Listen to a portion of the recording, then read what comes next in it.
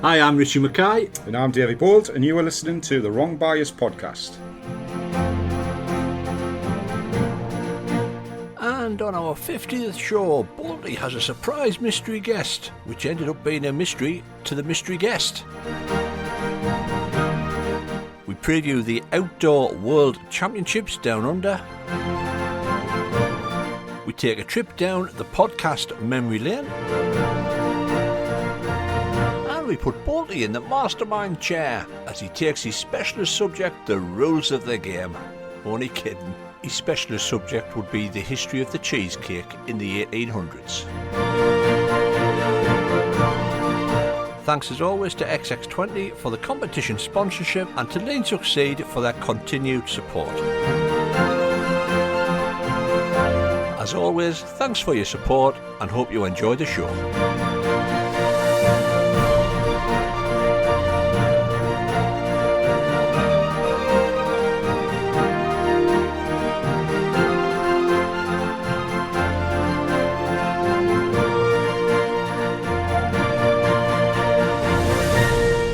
Right, mate, here we are. We've finally reached our golden wedding anniversary, mate. Show number 50. Would you credit it? I know. I don't think we'd have thought we'd have got to 50 at the start, would we? No, not at all, mate. I mean, I can still remember as if it was only yesterday, as the wife was watching the BBC Sew and Show. I said, what can I do? I'll text Davey. See if he wants to do a podcast while she's watching that. Came back, he says, "I go on, we'll have a go at it." If you remember, mate, we met up at Shields 2019 October, and we sat down and chucked ideas at each other. I didn't think he knew what a podcast was, to be honest. Didn't have a clue. Didn't have a clue. No. I think you were more go down the video route, and I've got a face for video. So we went down the radio route. Then, of course, we had to sit down and think about the name, and that was another 20 minutes. I think I went through Jack Eye, and you gone, no, somebody else. I was still keen on the back toucher, like. That was the one. There was the three: the front toucher, the side toucher, then the back toucher, and we started. Aye. But then we're like, it's got other connotations, that really, hasn't it? Came up with the right one in the end, I think. We did. It was actually Trevor Halcrow who chucked it in, didn't he? He said about the wrong bias, and we were looking like, and then, I quite like that. So we stuck with that, mate. November the 6th, first show with Mr. Riches, which we'll look back over the last 49 a little bit later on the show. It's exceeded my expectations. I know it's exceeded yours. I mean, well, I think we've got a nice happy balance, haven't we? Because I think we tried to, what was it, 1 or 2 a month in when we first started. Sometimes you can get too much of a good thing sometimes, and it just starts to get a little bit repetitive. And because let's be honest, there's not many subjects that you can cover with balls, is there? No, there isn't. I mean, we've had some amazing guests on. I mean, not taking anything away from any of them, but I thought it was quite a nice little coup to get Rishi Prasad on. We see on the TV at the Worlds all the time, but all of the guests that we've had on have been top class. A lot of thanks to a few of those guests that have been involved, who've obviously supported us and sponsored the podcast as well. But we took it from there. Then we hit COVID, didn't we? So that was a stumbling block for the whole sport, and I think we decided we're not just going to do a podcast for the sake of doing one, because there was nothing really to report on. Yeah, we did a couple that sort of covered what was happening during COVID. I think built up nicely. It's gone well, and of course we've expanded a little bit. We've gone a little bit live streaming a couple of years ago, and that's took off well, and we've picked up a few PBA qualifiers. I think for me that's the one part of the podcast that I think is the shining light. Obviously people can just switch off if they don't want to listen to a podcast. You've got to press a button and you've got to listen to it for 40 minutes or an hour, and you can switch it off whenever. But the nice part's been the response that we've had from being on the live streaming and our daft commentary, and we've had some good laughs. I think we've only ever had a couple of twists and a couple of moans, and I'm a little bit too quick to bite at them, to be honest with you. I sent a nice one back on YouTube one day, just reminding people that at the end of the day, it's a free service, especially from your own point of view, mate. You put so much time in, it's completely free. And let's be honest, certainly in this country, if it wasn't for us, you'd only have your WBT stuff, and that would be it. Regarding the live stream, the idea was people can just to see how easy it is to do. But to be honest, since we've done it, we haven't seen many people pick the baton up and run with it. I mean, Balls England did a little bit, as in a video podcast that fell by the wayside. Balls Scotland, they did a podcast that fell by the wayside. To be fair though, mate, I think the key thing is that in its principle, it's easy to do, to get out there and obviously stream some games. But there's a lot of people talk about it and say we should be doing this, we should be doing that, these games should be streamed. But it's a lot of commitment, mate. And obviously you've taken the bulk of it, because there's half the time I'm playing or working or whatever it might be. So you've taken the bulk of it. And it's a massive commitment. So it is easy, and it would be nice to see more people trying to do it around the country. But I think those who've dipped their toe in, so to speak, as your favourites, they've realised, you know what it is. This ain't worth it for doing it for nothing and chasing about all over the place. It's been great. I've thoroughly enjoyed the first 50, and I'm hoping we can do a lot more. And my living room's now looking like a wrong biased Paul's podcast production room. Studio. I've got my nice canvases up on the wall next to me. I'm quite proud to look at. I don't know. That's one thing. I listen to what we do, and I am proud of some of the stuff that we do. I think it's. I think there's no eyes or graces with us, mate. No, I think that's the beauty of us not being official. I've always said the national government body's got to sort of toe the line. We can just go on and just have a laugh. And I think that's, we've said it from the day one, mate. We're sitting next to you on the sofa having a bit crack. Not in a drug sense, but obviously having a bit chat and a pint. Let's be honest with you, probably people think we are on crack, so half the time. Too many Tic Tacs. We've got the balance right. I'm obviously a little bit limited as to things I can say and do, because I'm obviously a big part of working for the governing bodies. And I think we've got the balance right between having an opinion, but not necessarily, slating any work that's been done, because it's not easy. And there's changes, we've always said, change is the bad word, and there's a lot of changes happening. And unfortunately, the minority just tend to jump all over it and have a go at it before they've even seen what's happened. And we've got the balance right. I think have a laugh. And I think the key for me is, for somebody who couldn't stand listening to his own voice at school, I'm a right sad one now, because there's some of the podcasts, the streaming as much as anything, like some of the streaming I've listened back to in the time, and I've been crying my eyes out just listening to myself. The best one for me was definitely the Disney session. Was the Disney Wizard Cumbria.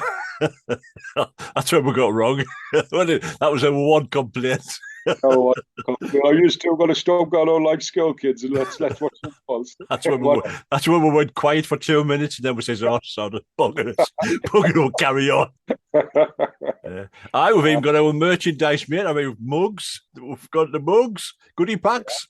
We've kept Amazon Fire Sticks going for a few years. Aye, it's we're seeing to get a good response, thankfully, and hopefully people enjoy still listening to us. Yeah, I'm sure they will, mate.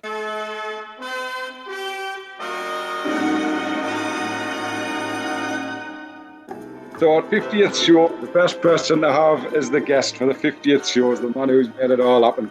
Well, I'm filling up. What we're going to fill for the next 20 minutes? Been going to do it for the last 2 or 3 podcasts, and I thought that will leave it for the 50th, mate, because at the end of the day, it's only right. You're the man who's the brains and the effort around the podcast, mate. I just chip in now and again, so I thought we'd have a little chat about yourself so people can actually find out who the big man is as well. So then, mate. Yes. 1980. How old are you when you started playing? 16, mate. The only reason I started playing was my Uncle Billy and Auntie Margaret invited us to a family wedding. They just says, they play balls. I says, I'll come up. So I went up to Barnes West End, Sunderland, and that was it, mate. I used to walk up about 30 minutes, sweating like a gissy, dashing up to get your name on the board. So you got a game. Took it from there, mate. Got my first set of balls off 20 quid. Black Ensolites, mate. Put my stickers on. Super grips? Yeah. The old 5 and an 8 or something like that, the old sizes. 5 and an 8. Blimey. And put your stickers on, and of course you had to use nail varnish then to keep your stickers on, because they were paper stickers. So you put clear varnish over the top of your stickers to keep them on. Were the days, mate. None of these pretty... Yeah, we playing balls or playing conkers. I think they were conkers, mate. Conkers. It was great. It's probably the best thing I've done. All my mates as ballers and what have you. And I've had some absolute fantastic times with the balls, mate. Absolutely. Did you get any issues when you were younger, when you first started? Obviously, I had a little bit when I was 10, and that was back in 1988. So that was 8 years before me. Did you get any scowls or any issues? No, not at all, mate. Not at all. The Barnes West End lads were all old elderly ones, and they encouraged us. Really did encourage us. The only time I got a bit grief was when I said I was going to join next door, Barnes Park, and they weren't too happy. They says, "Well, why are you going next door?" I says, "Well, they were more competitive club, Barnes Park. That's the best thing that I've done. I learned my apprenticeship." Aye.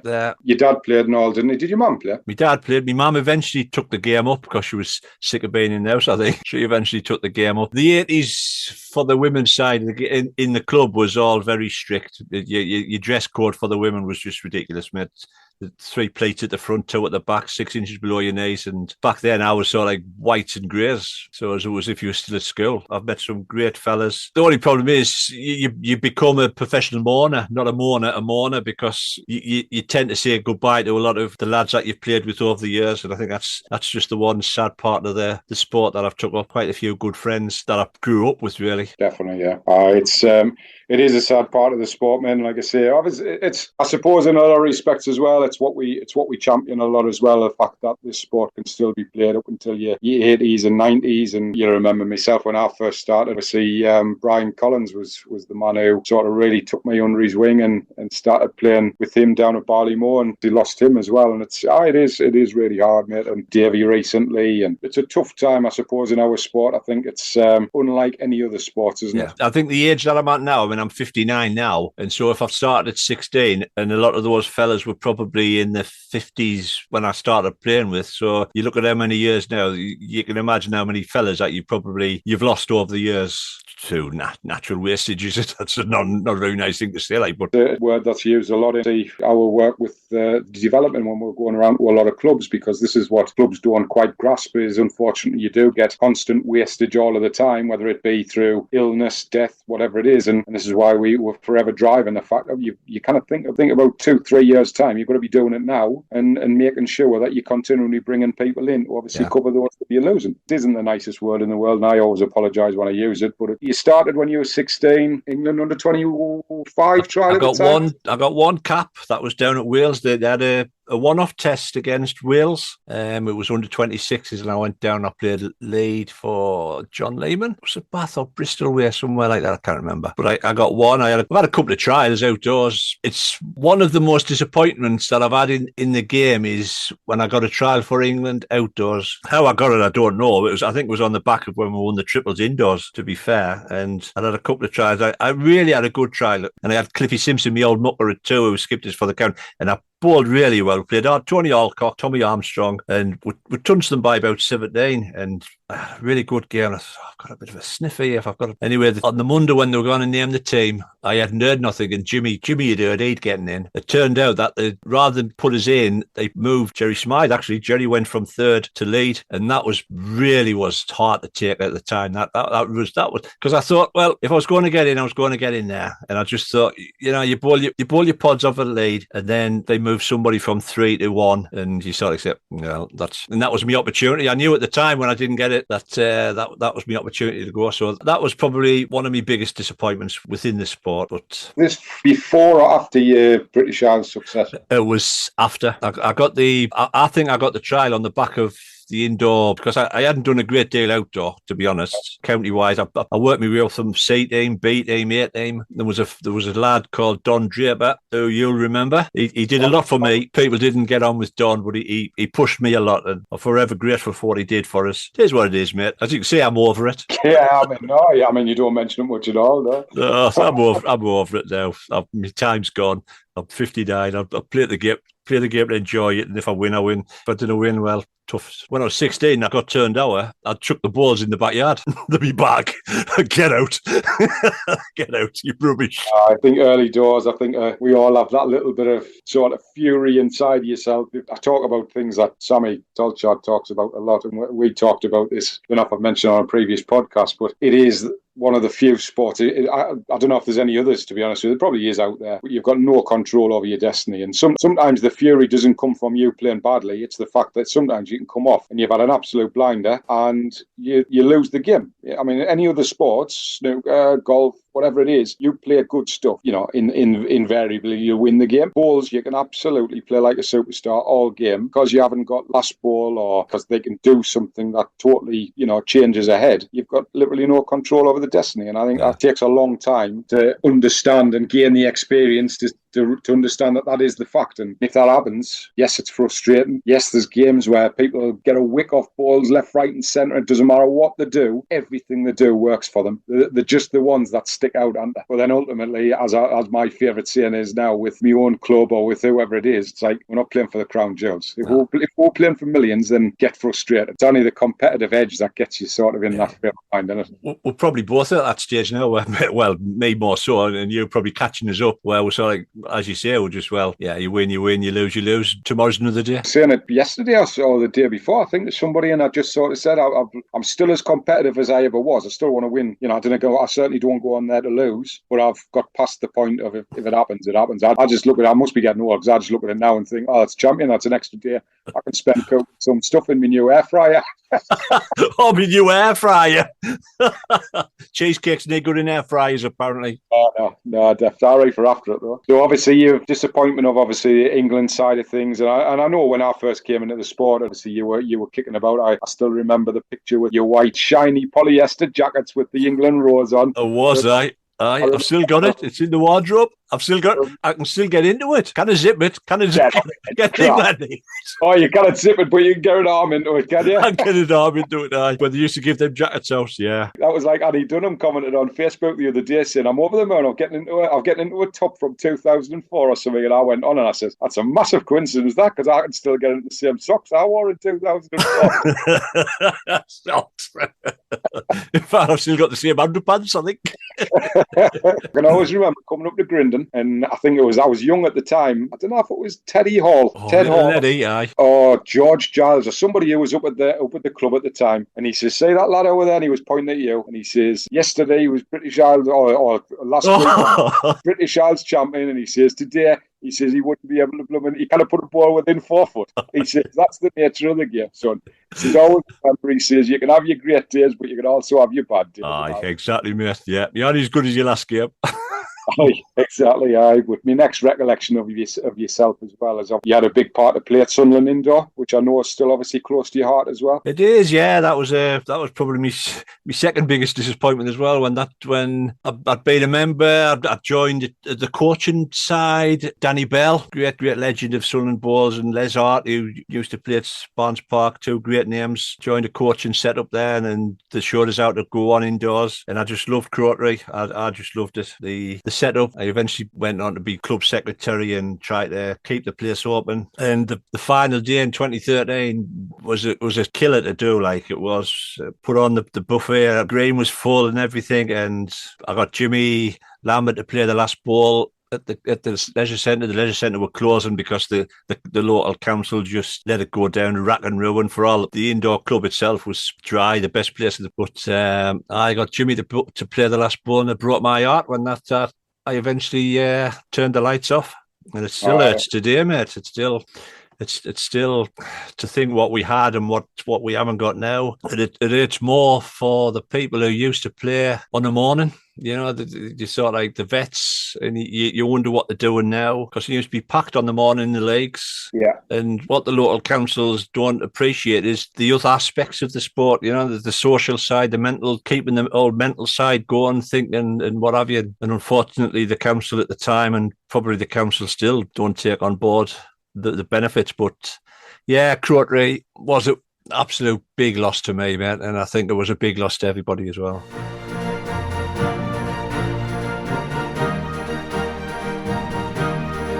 Right, mate, World Outdoor Championships, the home nation squads have been revealed, and the England one is Nicky Brett, Ed Morris, Sammy, Louis and Jamie Walker, Lewin Cooler, Jamie Lee Marshall, who another one who got married, Amy Farrow, Catherine Rednell and Sophie Tolchard.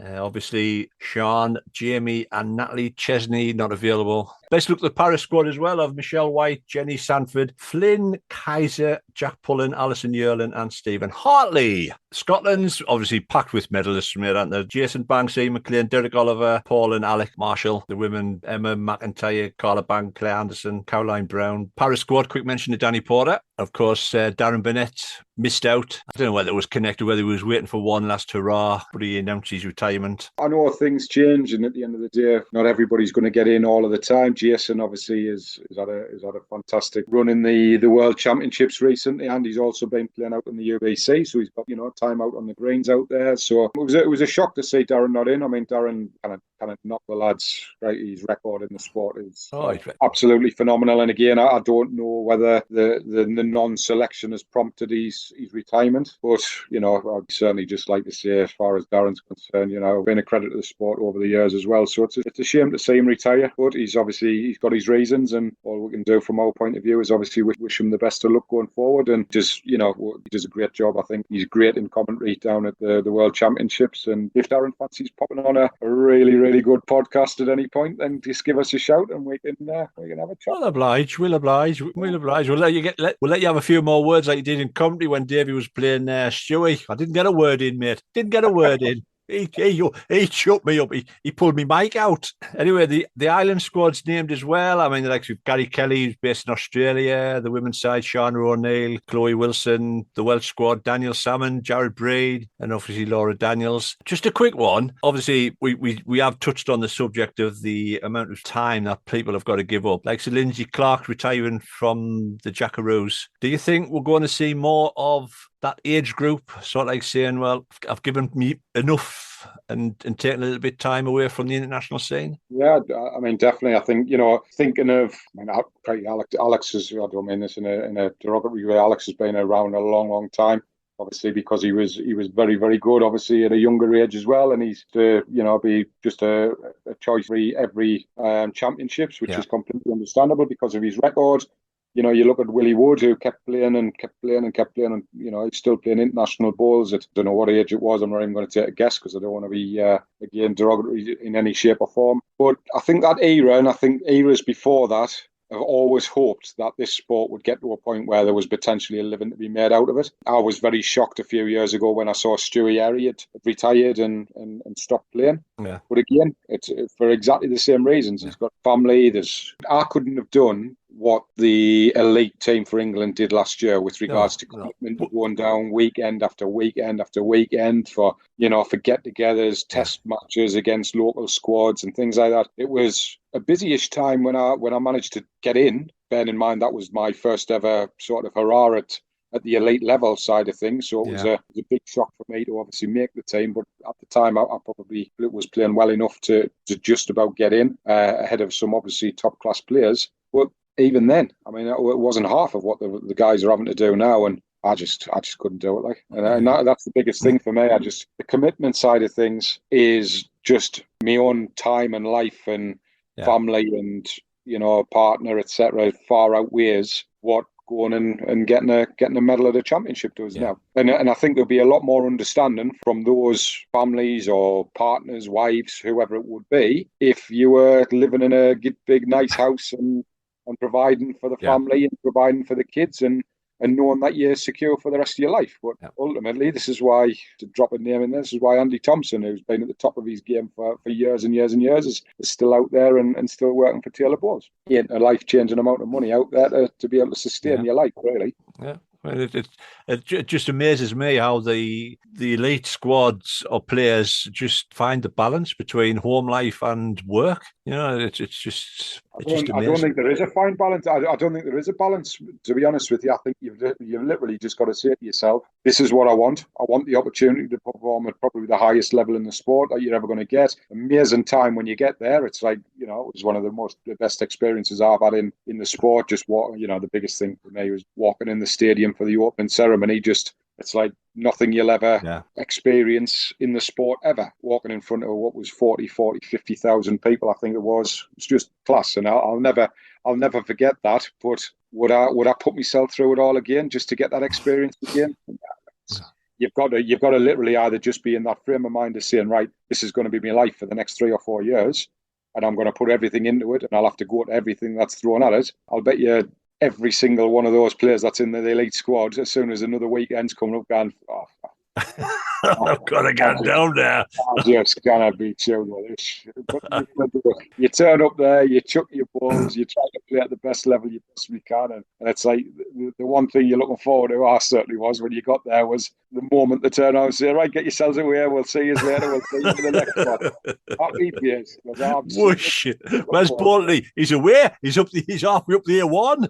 He went about an hour ago. Well, that's all you're thinking about, man. You're thinking, right, you've still got a 4-hour drive at the end of all this, and I've never done nothing else but chuck balls all weekend. I'm sick of my life. And it's, you get home, and it's like 11 o'clock at night, and then you think to yourself, Christ, I've got to be up in 9 hours, start work again for the week. It's tough. It's really, really tough. And footballers, other top sports, I can quite understand how they've got the drive to get up every day, because it must be nice knowing that you go for a crap on the toilet and you've earned about 500 quid. Ka-ching in it, plod, yeah, ka-ching. So best of luck to everybody who goes down to the Gold Coast in, I think it's back end of August, I'm not sure, I can't remember. Aye, best of luck to everybody across the British Isles, obviously, especially me. Parts with my own country, but it's a tough old place to go across there. So anybody who comes back with medals,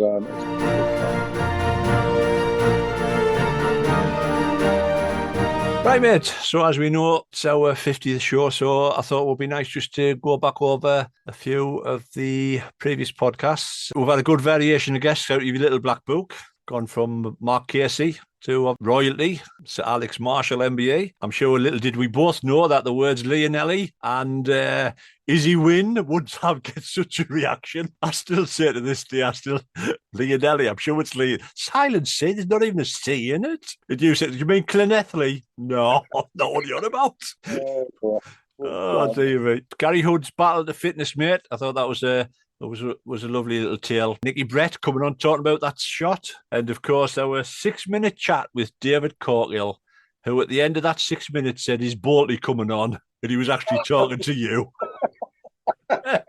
It's unbelievable, wasn't it? It's great, man. It's great. It's great. The way we do it is, we tell all of our guests before they come on, look, just come on, say what you want. If there's anything that you say that you don't want to go out there, that's the... I think if we were doing it live, I think would have probably been put off. Would have been taken off air about 3 years ago, because we've had some good laughs. I mean, two to mention straight away: Lorraine and Catherine Rednell. Honestly, I question if there's a brain cell between the two of them. Because great having you on. Silence. The way this works, girls, is I talk and you talk back. It was absolute. I mean, the balls are balls. I posted it out a while ago, and if people haven't listened to it, just tune into it. Fantastic, and it's nice to talk to people who I've met over the years, and it's nice to have those contacts. And obviously, thanks to David for making that connection with Rishi Prasad, who obviously he's had involvement in the BBC with, because a small podcast like ours that hasn't got a great following, having somebody who obviously is a prime time figure on ITV, and a lot of sport now was a real coup for us in a lot of respects. But at the same time, he just came on and he was class, wasn't he? He was just. No, it was tremendous. I mean, that was our longest one. I mean, I've always said, and now I'm down to 45 minutes, 45 and 50 minutes. But I mean, that one went on for 93 minutes, mate. 93 minutes, and it was tremendous. It was great to have him on. It was nice to talk to somebody who you see it on the telly. Good tribute to David Bryant with Alex and Corky. We had the World Bowl Series.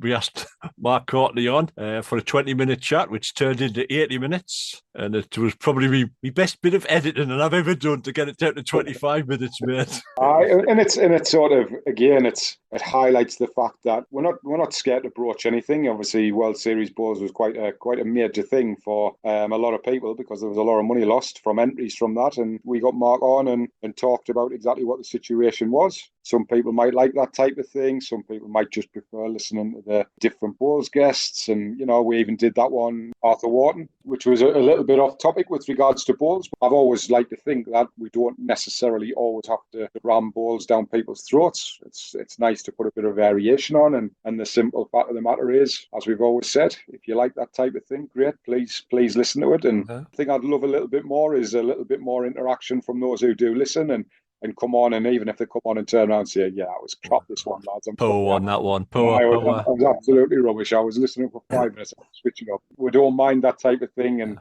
hopefully we don't get a lot of that, and people do enjoy it. But if there is any things that we're on and we're talking about or you don't agree with, we've got an open forum there for anybody to come on, and we've also got a massive open forum there for anybody who has got a real gripe. And if there's anything we talk about and you want to come on and visit the podcast come and have a chat with us for 5 or 10 minutes, then just drop us a line. We're completely open. We mightn't agree to everybody, but we'll try and get as many people on as we can, because the thing we certainly try to drive is that this is sort of it's a people's podcast, it's a grassroots podcast, and it's there for anybody who participates in the sport, who enjoys the sport. You've got something to say, come on and have a go at us, come and have a go at anybody else, and we'll get the happy balance right. Yep, and I'll edit it out.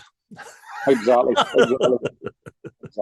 And, there has probably been a lot edited out in the past, but we've just got we've got a happy balance to get there. We'll try to support every governing body in the sport and everybody who puts into the sport, and it's not always right to go on there and have a go or slag somebody off or say it's wrong or say it's right without having a balanced opinion as well. So that's what we've always said as well, isn't it? It is. Yeah.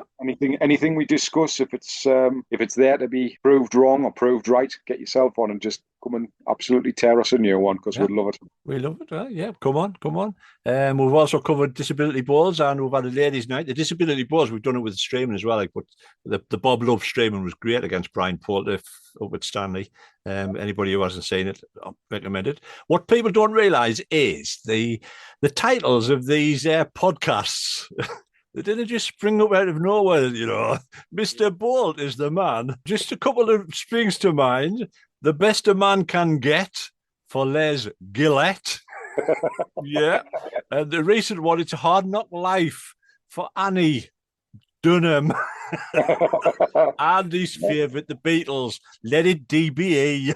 Yeah, that was class, that one. I'll tell you which one I always think sticks out like a sore thumb for me. I thought Cool for Cats was tremendous. Yes, it was. That was absolutely the old Squeeze song, yes, mate, with the two of them on, yeah. But people don't realise, they don't just spring out after 2 minutes, it's at least a minute and a half.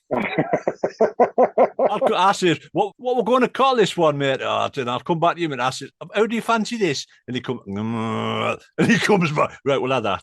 We'll have that. Finally, it would be wrong of us not to thank Mr. Parkinson, our little mate, who's been on probably nearly more than us sometimes. He does push us, like he's good. Like he comes on, he has a good bit crack with us, and he never says no because he really loves us in secret. He'll not admit it, but he really loves us. But Jason, you're an absolute star, mate. Fantastic. And we have had him on a few times, but I think it's been very key times because the PBA and the World Balls that he's become, massively involved with regards to the competitions and the qualifiers, etc. There's been some real key times in that position, which now is obviously what we're seeing massively come to fruition. I mean, the entries we've seen, I don't know if you've seen online on the Facebook page, but the qualifiers have come out and it's like bang, bang, bang. Majority of them full up the place. People are obviously believing in it again. They see the opportunity to potentially get on TV or get to a major competition, and it's absolutely thriving now, thankfully, and long may it continue. And hopefully people understand that the more that continues to thrive and the more that people are knocking on the door and saying I want to be in these competitions, the better opportunities there's going to be for sponsorship and more competitions in the future, which is what. Yeah, and of course the rickshaw will be out, mate, because I think we're going to commit ourselves to a few more events. We're actually going down to south of France. I think we're going down to Poole for one of them, but we're going to try to get as much streaming out as we can for the qualifiers. It'll be a busy 68 weeks.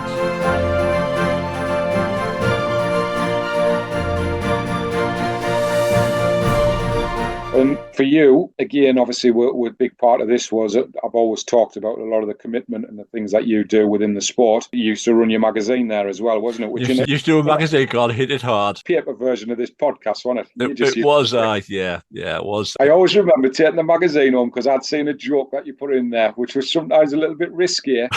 and I took it home and my mum went, tut, tut, tut, tut. I thought it was funny, but it must have crossed the line in there. So how far you go. It used to be a rag mallet, and it was all free. We just any donations that people wanted to put towards it. And at the end of the day, we raised about $2,500 over the years, and we gave it to a children's charity, Macmillan Cancer, and other local charities. But it was well because it couldn't do it now because you'd get done for slander now, like. Especially when I remember one of my favourite games in the Denny Cup when I went up to Cumbria and Trevor Taylor conkers 42-5 or something. I think the comment in Hit It Hard was something like, Bolty's scorecard looked like a mobile phone number. I think somebody else wrote that, mate. That sort of like rolled into me Bulls column that I do now, and I'll in the Sunderland Echo. Been doing that for over 20 years now. The Sunderland Echo's been good to us. We're probably one of the few areas who get a full page spread. We have been getting a double spread actually a couple of years ago when even COVID, when they actually had nothing to put in the sports. I just dug out my old articles and sent them in, and they published them. It was great. I always get a lot of people who come and say, I only get the Echo on the Saturday read your Bulls column. then when it's not in, I've wasted a pun now. I've wasted a pun. The Blue Bulls column. No. How much time on average a month do you reckon you commit to that type of sort? Obviously, you're writing your columns, and now you've obviously got this. And I reckon. Well, I've took on the job as a district secretary of our local league, which you'll know about. I reckon it's nearly a full-time job at the minute. I mean, I help out the county with Foster Bulls Durham. I look after their website. The Durham Indoor one, I'm overseeing theirs a little bit. Sunderland District Bulls, Sunderland, I'm doing that one. So it's just plate spinning, mate. I enjoy doing it. End of the day, mate, if I didn't enjoy doing it, I wouldn't do it. And I've always said I like to put something back into the sport. And I think over the years I have done, and over the last few years, I think myself and you and me have put a lot back into this sport, and hopefully give it a bit of a refresh, because I know we do have a laugh, but the whole idea, and I'm sure you're the same, mate, it's great. There was a fella came up to us, says, "Are you Richie Mckie?" I says, "I great." I says, "I've just found your podcast and really love it." And I think that's the reason why we do it, mate. It is, and that's to be honest with you, I mean, the biggest thing and the nicest thing I've got out of obviously doing the podcast was obviously you asked us. Fortunately, a lot of people knew my ugly mug, and obviously I'd travelled about a bit and did this, that, and the other. So we started it up, and the nice part was that you were the man sitting in the background, and you didn't want the light, and you just crack on, ask the questions, do the talking, and I'll do the technical stuff behind. The nice thing for me now, mate, is obviously over the time that we've done it, is there's so many more people know what you're about, and probably didn't know that you'd obviously had England trials in the past and British Isles champions, and it's lovely when we walk around and you see in the comments and people saying we really enjoy your commentary, and I think that's the biggest thing for me. It's nice that for all I know it doesn't bother you in any shape or form, but you're getting recognition for what you've done over the years and the time and the effort that you've put in. You know as well as anybody, I'm nowhere near as bad as I used to be, because there'd be times I'm trying to jump through the screen and rip someone's head off for stupid comments. But this is where everybody out there who are quick to jump all over things and have a go and have a twist and have a moan, just sit back for 2 minutes and think to yourself, are you prepared to put as much time in as what a lot of people do to obviously get this spot? And it's not just you, Richard. I always say it's a nice happy balance for me, because I can come in and I help as much as I can, but I'm obviously playing at the same time. But there's a lot of other people out there put a hell of a lot of time selecting for counties, managing for counties, or coaching out there. There's a lot of clubs doing a lot of coaching and trying to bring people in, and just see so many people who are just so quick to jump all over something and twist and moan and have a go. 20 years ago they couldn't have done it, because they wouldn't have that access to be able to come on and have a twist, and ultimately they just think they're big and clever. And I'm sure they must sit there and think people are looking at this and thinking I'm tremendous because I've said what everybody else is thinking. Well, unfortunately not. You're in the complete minority now. There's a new following of balls, I feel. There's a lot of new people coming into the sport who are also starting to do volunteering roles and understand how much commitment it actually needs to get this sport rolling. And those people out there who just want to jump on and twist and moan and complain because we're doing something for free, we're having a laugh at the same time, where I have a little bit of a snapback, because they've got no idea the commitment and the time and the effort you've put in over the years just to get us to a point where we can get out there and get some live stream and actually show this sport off, which has been an amazing. That for me is why we get a lot of great people coming on, and it's so nice for me just seeing people coming on saying, "Oh, the wife's going off it because all I've done all the qualifiers, get the housework done. I was supposed to be doing the Hoover and I was supposed to be doing this. I'm sitting out in Spain, I'm watching the Bulls, and it's just class. It's lovely to think that we've got that effect that people actually look forward to seeing our names come up and say, we've got some Bulls coming on, and are prepared to listen to the absolute, you bleep it if you're absolute talk at times. And I love it. I just do. I love it. I hate watching balls as much as the next man. Well, I did as well, mind you. But doing the commentary is a totally different thing, because I think it's just, it flies over. You have a bit of crack. You look at some of the comments. You have a bit of a chuckle, and then before you know it, the game's over. And it's been a great thing. And this is why, for me, I thought it was really important that we got you on, covered a little bit of your past, covered a little bit about you as a person, and good lady must be an absolute saint to put up with that. Put up with the amount of time that you spend out on the road. Crikey, she must never see you. She doesn't bet.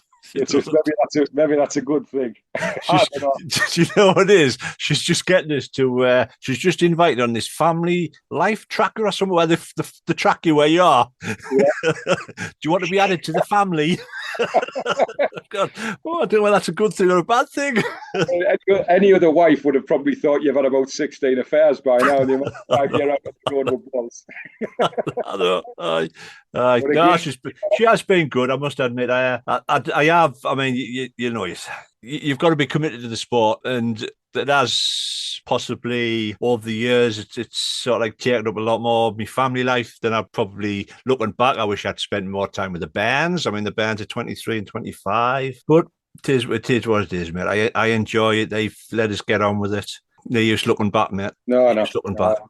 I've done it myself, mate, and I've obviously thought myself over the years, there's so much sacrifice, and this is why sometimes people just can't grasp the fact of why you know, I'm 44-year-old and I'm not, you know, I haven't got that hunger to play at England level anymore, because ultimately it is a lot of time, and it is a lot of sacrifice, and you do lose out on a lot for, let's be honest, very little return. And I don't mean that flippantly, because I've had some amazing journeys around the world, but by God, I've had to sacrifice a lot of stuff to do that as well. And I'm certainly not driving around a Ferrari, that's for certain. But no, you're right, mate. Again, that's just one of those other things that people need to just open their eyes before they jump on and have a twist and moan about things, and that goes for everybody who commits to the sport. I take my hat off to everybody across the country, across the British Isles, or across the world. You know, our good friend Mr. Dumbrell over there has been covering the Australian Open, and he did exactly the same, but on the other side of the world, doing his own streaming. And again, he seems to have that same respect by a lot of people, and a lot of people say you should be covering a lot more because we love what you do, and it's nice to great stuff, mate. Great stuff. And like I say, thanks again for everything that you do, mate. It's I love doing it. It's changed my life in the sport, really, because it's something that I'd never ever thought of. And like I say, if it wasn't for you, mate, and obviously having that conversation, I know for a fact I certainly wouldn't be doing it now. So thanks for me. There's a lot of people out there who also thank you for doing it as well. Yeah, not a problem, mate. Thanks for having us on this 50th show. You're welcome. Just wait until you hear what the show title's going to be. I dread to think. Flat in front of the mic.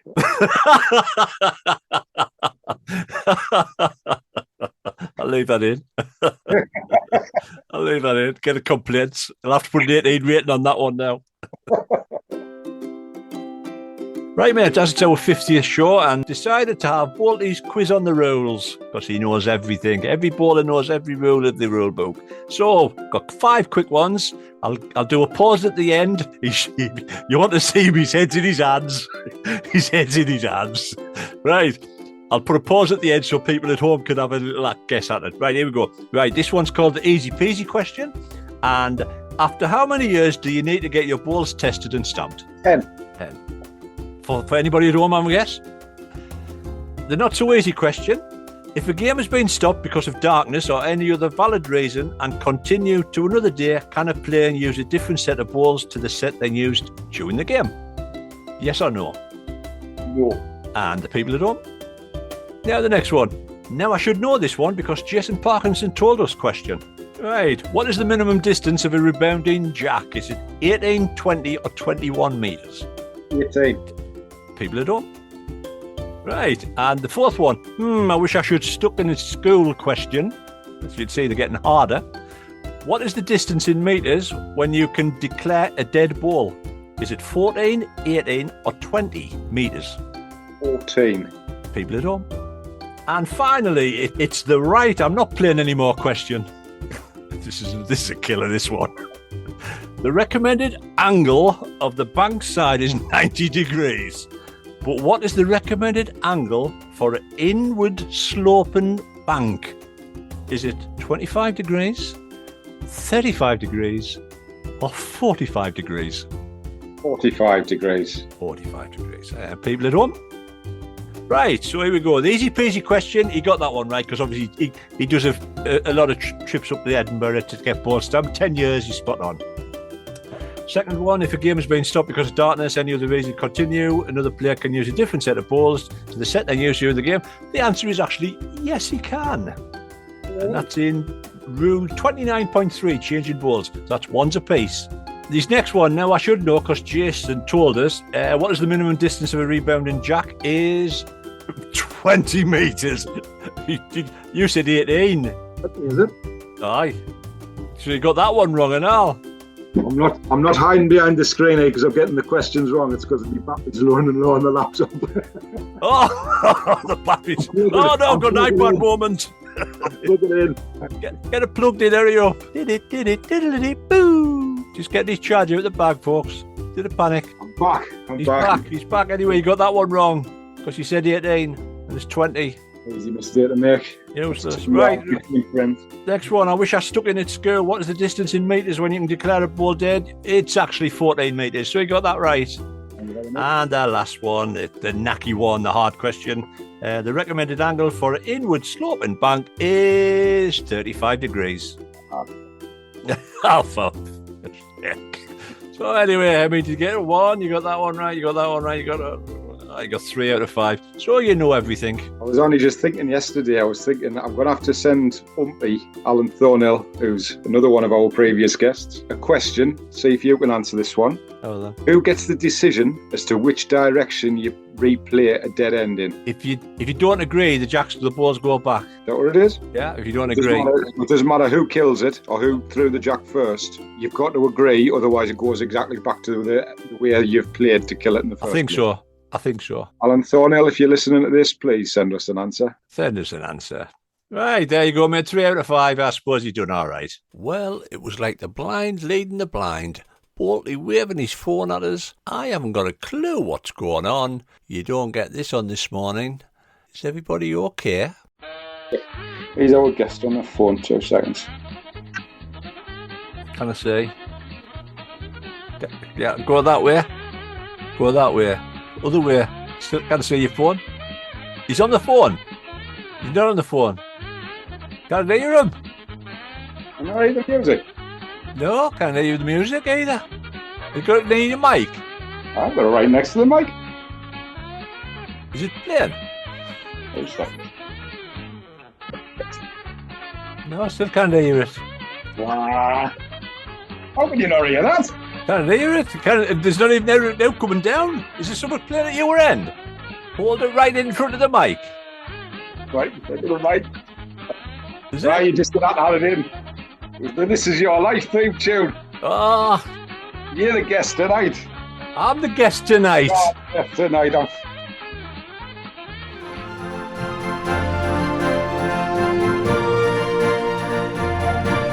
Right, mate, there you go. Show number 50 done and dusted. Now, I've worked it out. By the time we hit 100 shows, I'll be 62 and you'll be 35 in newer years. William, I'll just dye me agree. Just dye me agree. Yeah. A couple of things out passed us by. As we mentioned in the last one, April the 1st, the 4th edition of the World Bowls laws was released and introduced a very confusing rule about if you were stopping a ball, blah, blah, blah, blah. Anyway, that's been ripped up, so that's no more. I just need Bowls England to sort out that offering 2 rings to your opponents outdoors, get that kicked into tooth, because that really is chewing my chews off outdoors. Chewing me chews off. I was going to go somewhere else there. Why? Just if you're at home, you pick your ring. God. I mean, we had exactly that farce the other night. 3 of us at home in the pairs, and we had to toss a coin to see who offered first, who offered second, who offered third. But I ended up being the last one, but I still couldn't offer my 2 rings until I knew which 2 rings had been covered by the other 2 pairs before. I mean, I know. Right, I know. Just sort it out, man. I mean, I didn't get it at all, man. No. If you're at home, you're at home. It's been like that since I've been playing bowls. For God's sake, get your act together. Alan Thornhill, get on it, mate. Sure, somebody did what you said, and I heard a rumour the other day. I don't know if I haven't had it confirmed yet, but somebody went in and said you can have 2 and 4 or something along those lines, and one was chosen, and they set the green up the opposite way to the normally do it. So one was at the opposite end. But just sort it out, for God's sake. Finally, we have touched on it. There has been a social media post from David Cockhill. Bowls has to change if it is survived. We have touched on it a little bit earlier on the show. The regular keyboard warriors get all hot and bothered about it. It's the same old answers that come in. Nothing gets done. It's the same old. No end results. Just away, man. You know, try to find the positives out of the sport, for God's sake. But as a sport, we do shoot ourselves in the foot at times. I know things need to improve here and there, but let's try to find the positives in the sport. That's it, mate. That's me rant over. So that's our 50th over, mate. All done and dusted. Very good.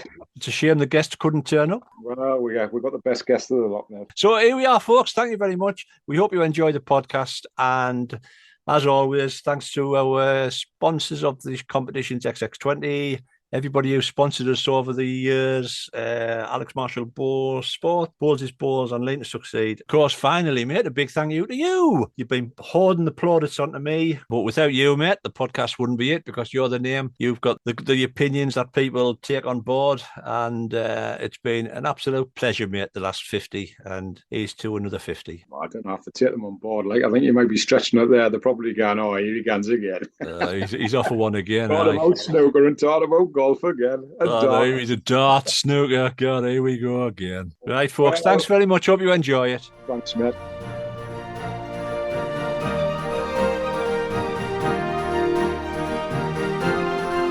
Thank you for listening and hope you've enjoyed the show. This has been a Dodgy production.